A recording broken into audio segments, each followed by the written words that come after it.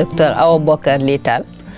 Je suis sociologue, analyste, consultante et conférencière. Je suis chercheur associé à l'Institut d'études des femmes de l'Université d'Ottawa au Canada, précisément à Ottawa. Et bon, là, je commence à être une familière de l'Harmattan, puisque j'en suis à ma 3e publication chez vous, après le livre de la reine de Saba à Michelle Obama, africaine héroïne d'hier et d'aujourd'hui, à la lumière de l'œuvre de Cheikh Anta Diop, mon maître à penser. Notre livre de combat, comme disait l'éditeur Bachir Kodé, c'est sur la question des mutilations génitales féminines, valeurs culturelles ou répression sexuelle. Alors là vient aujourd'hui Cheikh Anta, l'humain derrière le savant, récit d'une disciple à l'ombre du maître durant 9 années et 3 jours. C'est essayer, ça répond à des questions multiples et vraiment multiples et croisées. Aussi bien commençant par Atlanta, quand on m'a invité pour revisiter l'œuvre de Cheikh Anta Diop et commémorer son passage en 1985 à Atlanta, où il a été très honoré par diverses distinctions, mais également on a décrété le 4 avril, journée Cheikh Anta Diop, Cheikh Anta Diop Day. Donc, et là, on m'a dit, bon, la dame qui organisait ça avec d'autres organisations américaines, m'a dit, Awa, on connaît assez l'œuvre de Cheikh Anta, parce qu'on peut la trouver dans les livres, sur l'Internet maintenant, mais on ne connaît pas l'humain qui se cache derrière ce grand savant. Et bon, je me disais que c'est vraiment les anecdotes qui ont émaillé la vie sociale et politique de Cheikh Anta. Peut-être que ce n'était pas d'intérêt intellectuel ou d'intérêt, encore moins d'intérêt scientifique. Mais cette année, c'est-à-dire, ça c'était en 2010, et en 2020, il y a eu la sortie d'un livre sur la pensée politique de Cheikh Anta Diop, du Cheikh Antaïste José Dossier Mento. Et il y a eu des webinaires et les questions revenaient à chaque fois. Et à chaque fois que je parlais de certaines anecdotes, les gens insistaient pour me redonner la parole, pour m'écouter davantage. Et j'ai vu que ça avait une importance, c'est-à-dire le côté humain de Cheikh Anta Diop. Et c'est à partir de ce moment-là que j'ai repris ce récit témoignage que j'avais commencé à écrire en 2010 à Atlanta pour parler de l'humain. Et bon, l'être humain est un tout, donc j'ai dû présenter nécessairement Cheikh Anta le politique, Cheikh Anta le savant, Cheikh Anta l'historien, l'égyptologue, mais également les qualités humaines de Cheikh Anta qui constituent ce que j'appelle l'humilité dans la grandeur. Vraiment, quelle que soit l'aura de Cheikh Anta, il n'a jamais cultivé un culte de la personnalité. Même il se gênait un peu quand on insistait trop à le féliciter ou à parler de lui-même. Il n'aimait pas trop ça. C'est-à-dire qu'il était d'une grande humilité.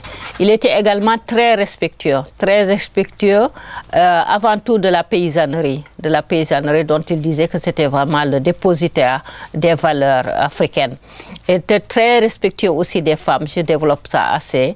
Je l'appelle même Cheikh Anta le féministe, démontrant qu'effectivement c'est quelqu'un qui est très respectueux dans ses faits et gestes, parce qu'il y a beaucoup de gens qui te balancent, oui, le respect des femmes et tout ça.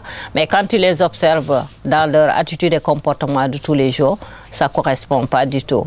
Mais Cheikh Anta, je l'ai vu, parce que quand tu as eu à observer une personne durant près d'une décennie, quand même en différentes circonstances, et lors des voyages, lors des séjours pour nos campagnes politiques avec le Rassemblement national démocratique sénégalais, son dernier parti, son dernier et 3e parti. Et ce qui frappe c'est Cheikh Anta aussi, c'est son caractère stoïque. Et bon, je dirais même que le mot stoïque ne rend pas tellement de ce caractère que j'ai observé chez lui. C'est-à-dire la capacité du mougne. Je parlerai du mougne, que ce mot étant équivalent aussi bien à Wolof qu'en Pulaar, parce que quelqu'un qui a la capacité d'accumuler ce qu'il a accumulé, c'est-à-dire de devoir enseigner et d'être exclu de l'université durant près de 2 décennies, qui n'a jamais eu à se plaindre, de n'avoir qu'un salaire d'assistant alors qu'il est revenu avec un doctorat d'État, que vos partis politiques soient à chaque fois interdit ou dissous par Léopold Sédar Senghor, qui était le président de la République d'antan, comme on le sait. Et tout ça, avoir cette capacité de ne jamais se plaindre, c'est-à-dire de suivre son objectif. Parce que les trahisons aussi de ses compagnons, souvent des gens qu'il voulait simplement promouvoir, qui au dernier moment ont été achetés par le régime, comme on dit aujourd'hui, tourner ses vestes et tout ça, les transhumances extraordinaires. Au niveau scientifique, la façon dont elle a combattu au Sénégal, dont elle a combattu à l'étranger et tout ça, mais que aussi c'est un scientifique rigoureux. Parce que quand l'UNESCO a fait appel à lui pour écrire l'histoire de l'Afrique, il a dit non, moi j'ai écrit des thèses, il faudrait valider cela. Et il a fait convoquer, il a laissé à l'UNESCO le temps de préparer durant deux années cette rencontre qu'on a appelée le colloque du Caire de 1974, n'est-ce pas? Et où une vingtaine d'égyptologues les plus grands à travers le monde, venant d'un peu partout, des différents pays, dont le journaliste du Sénégal qui a couvert l'événement, et il a prouvé ses thèses, finalement qui ont été acceptées par ses plus grands détracteurs sévices. Donc, à l'heure où on parle justement de perte des valeurs humaines, je crois que le livre vient à son heure, parce qu'il parle d'un homme qui est le parrain d'une université où il a été interdit pendant 21 années, n'est-ce pas?